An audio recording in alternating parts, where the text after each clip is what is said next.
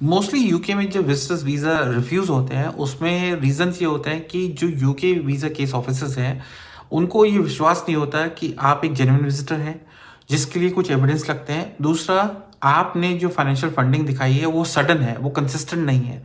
Basically वो आपके lifestyle का अंदाज़ा आपकी लास्ट 3 या 6 बैंक स्टेटमेंट से लगाते हैं। लेकिन अगर कोई भी सडन डिपॉज़िट होता है या आपको 1 महीने इनकम आई है, दूसरे महीने इनकम नहीं आई है, या आपने बिज़नेस इनकम को पर्सनल इनकम से मिक्स कर दिया है without explaining in a cover letter, तो ये एक वन ऑफ द रीजंस हो जाता है आपका विजिटर वीज़ा रिजेक्ट होने के लिए। अब आज की डेट में विजिटर वीज़ास जब रिजेक्ट हो रहे हैं तो अपील राइट्स भी नहीं है और एडमिनिस्ट्रेटिव रिव्यू भी चला गया है सिंस 2013। तो आप क्या कर सकते हैं, आप फ्रेश एप्लीकेशन कर सकते हैं। लेकिन जब भी आपका विजिटर वीज़ा यूके का रिजेक्ट होगा, उसमें वो एक वीज़ा ऑफिसर एंड में एक लाइन लिखेगा कि अनलेस द सर्कमस्टांसेस और आपकी जो सिचुएशन चेंज होती है, मोस्ट लाइकली आपको दोबारा रिफ्यूज़ल मिलेगा। तो ऐसे टाइम पे आपके लिए और भी इम्पॉर्टेंट हो जाता है कि आप अपनी नेक्स्ट फ्रेश एप्लीकेशन प्रॉपर तरीके से करें और ये ज़रूर डिस्क्लोज करें कि आपका पहली बार वीज़ा रिजेक्ट हुआ था और उन ग्राउंड्स को आपने किस तरीके से रेक्टिफाई करा है। अब हो सकता है कि जैसे जेन्युइन विजिटर का रीज़न उनको नहीं लगता कि आप जेन्युइन विजिटर हैं।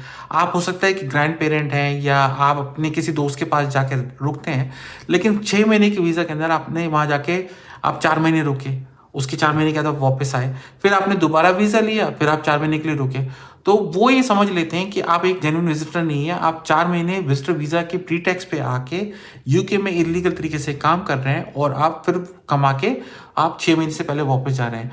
उनका पर्पस ये होता है कि आप 1 महीने के लिए आए या डेढ़ 2 महीने के लिए आए और आप वापस चले गए। लेकिन यूजुअली वर्किंग प्रोफेशनल्स जो यंगर ऑडियंस होती है, उनका एक्सपेक्ट करते हैं कि 3 से 4 हफ्ते या मैक्सिमम 2 हफ्ते की छुट्टी मिलती है और आप क्योंकि आपकी परमानेंट जॉब है या आपकी कोई जॉब है या बिजनेस है, उसकी वजह से आप वापस जाएंगे। अगर आप ऐसा कोई एविडेंस प्रोवाइड करते हैं तो उनको अश्योरेंस हो जाती है।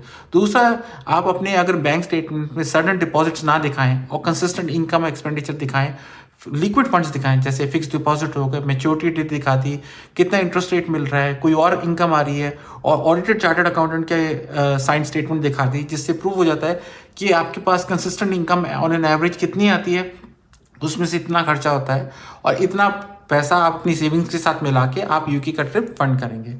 और अगर आप अपने टाइज टू द कंट्री दिखाना चाहते हैं तो आप अपने एचआर का लेटर दिखा सकते हैं कि आपको इस डेट को दोबारा ज्वाइनिंग है ट्रिप के बाद। तो उससे उनको कंफर्म हो जाता है कि एक, आप जेन्युइन विजिटर हैं, दूसरा आप कमाते हैं, आपकी कंसिस्टेंट इनकम है, और तीसरा वापस लौट के आएंगे। अगर आप ये तरीके से आप अपनी एप्लीकेशन करेंगे तो मोस्ट लाइकली आपके चांसेस हो जाते हैं विजिटर वीज़ा अप्रूव होने के। उम्मीद करता हूँ कि आपको टिप्स पसंद है। मेरे चैनल को ज़रूर सब्सक्राइब करें और मैं आपको नई टिप्स देता रहूँगा। Till next time, take care, bye.